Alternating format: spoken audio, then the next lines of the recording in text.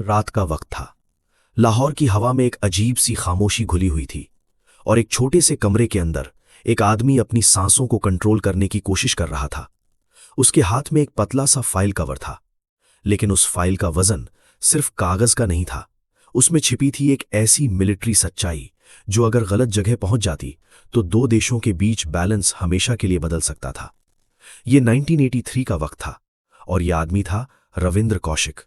लेकिन पाकिस्तान में वो जाना जाता था नबी अहमद शाकिर के नाम से। एक ऐसा नाम जो उसने सिर्फ पहना नहीं था बल्कि जी रहा था।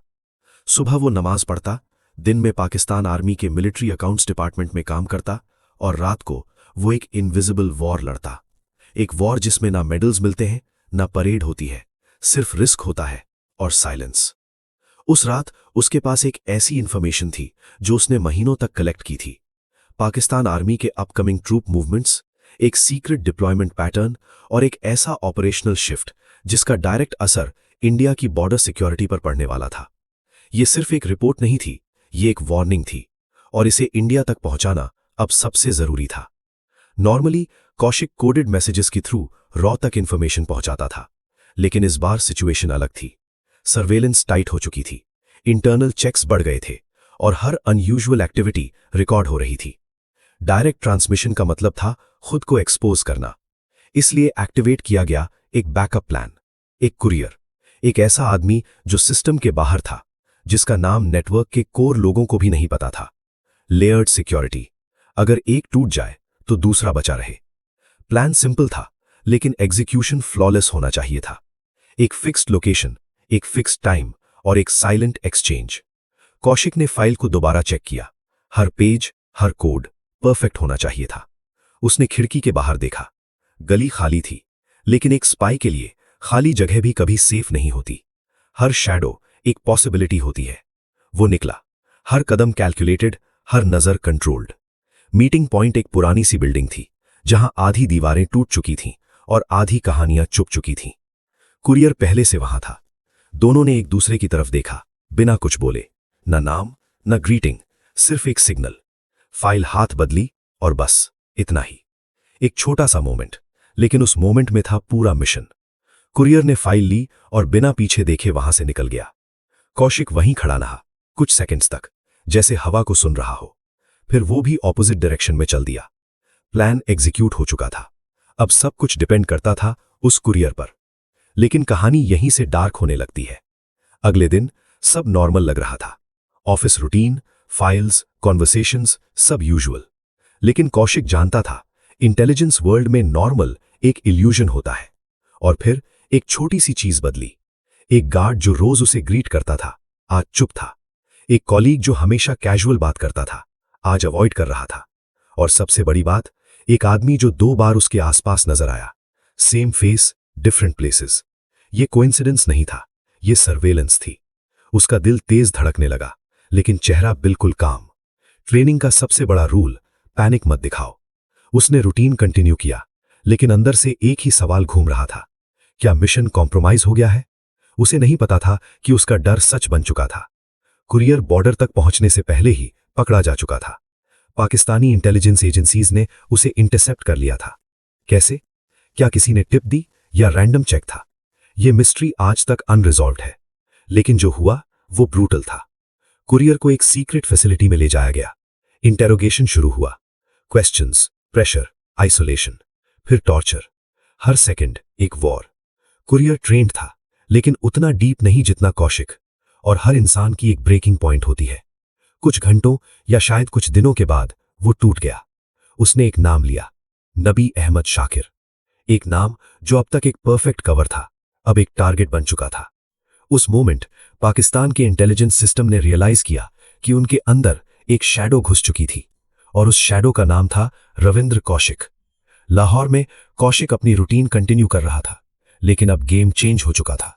उसके फोन टैप हो रहे थे, उसके मूवमेंट्स ट्रैक हो रहे थे, और वो स्लोली एक इनविजिबल नेट के अंदर फंस रहा था।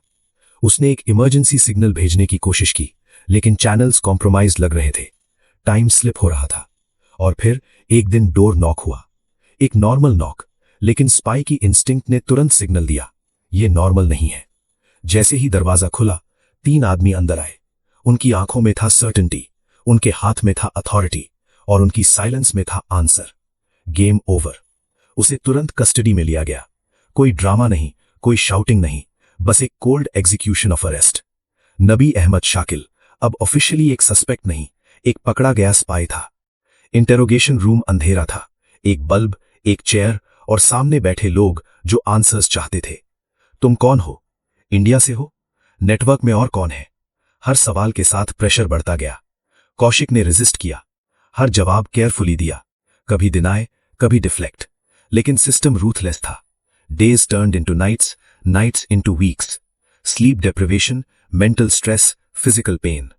एक इंसान को तोड़ने के लिए हर तरीका यूज किया गया और इस सब के बीच इंडिया में पैनिक शुरू हो चुका था।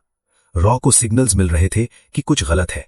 एक मेजर चैनल साइलेंट हो गया था, एक की एसेट अनरीचेबल था और फिर इनडायरेक्ट कॉन्फर्मेशन मिला, नेटवर्क कॉम्प्रोमाइज्ड। ये दो शब्द इंटेलिजेंस वर्ल्ड में सबसे डरावने होते हैं। मतलब हर एजेंट रिस्क में है, हर ऑपरेशन एक्सपोज हो सकता है, हर प्लान रीथिंक करना पड़ेगा। इमरजेंसी मीटिंग्स हुई, फाइल्स बंद हुई, कॉन्टैक्ट्स कट किए गए और कुछ लोग हमेशा के लिए डिसअपियर हो गए। इंडिया को अपनी स्ट्रैटेजी तुरंत शिफ्ट करनी पड़ी। 1983 का वो एक इंसिडेंट सिर्फ एक स्पाई की कहानी नहीं था, वो एक डोमिनो इफेक्ट था। एक कुरियर का टूटना और पूरी चेन हिल गई। और कौशिक, वो एक सेल में बैठा था जहां वक्त रुक गया था। उसे पता था कि उसका मिशन कंप्लीट नहीं हुआ, इंफॉर्मेशन शायद कभी इंडिया तक नहीं पहुंची और सबसे बड़ा डर कि उसकी वजह से और लोग रिस्क में आ गए। कोर्ट ट्रायल हुआ, चार्जेस लगे और उसे डेथ सेंटेंस सुना दिया गया। बाद में इसे लाइफ इम्प्रिजनमेंट में बदल दिया गया। लेकिन एक स्पाई के लिए जिंदा रहना भी कभी कभी पनिशमेंट होता है। साल बीत गए, ना आइडेंटिटी ना रिकग्निशन, सिर्फ एक नाम जो कभी उसका था ही नहीं। कभी कभी उसे लेटर्स लिखने की परमिशन मिलती थी। उन लेटर्स में एक सोल्जर का दर्द था, एक इंसान का अकेलापन और एक सवाल, क्या मेरा देश मुझे याद रखेगा? ये सवाल हवा में रह गया। 1983 का वो मिशन आज भी इंटेलिजेंस सर्कल्स में एक लेसन माना जाता है कि एस्पियोनाज में सबसे बड़ा रिस्क टेक्नोलॉजी नहीं, ह्यूमन लिंक होता है। एक कुरियर, एक वीक पॉइंट और सालों की मेहनत खत्म। लेकिन इस कहानी का सबसे गहरा हिस्सा ये नहीं है। सबसे गहरा हिस्सा ये है कि एक आदमी जिसे अपनी पहचान छोड़नी पड़ी, अपने देश के लिए जीना पड़ा और फिर उसी देश से दूर चुपचाप खत्म हो जाना पड़ा। आज जब हम बॉर्डर्स की सिक्योरिटी की बात करते हैं तो हमें याद रखना चाहिए कि हर विजिबल सोल्जर के पीछे कई इनविजिबल सोल्जर्स होते हैं। उनका नाम नहीं होता, उनकी कहानी हेडलाइन नहीं बनती, लेकिन उनके बिना हिस्ट्री शायद अलग होती। और शायद आज भी किसी दूसरे देश की किसी अंधेरी गली में कोई और रविंद्र कौशिक किसी और नाम से किसी और मिशन पर यह सोच रहा है कि अगर कल सब कुछ खत्म हो गया तो क्या कोई उसकी कहानी कभी सुनेगा।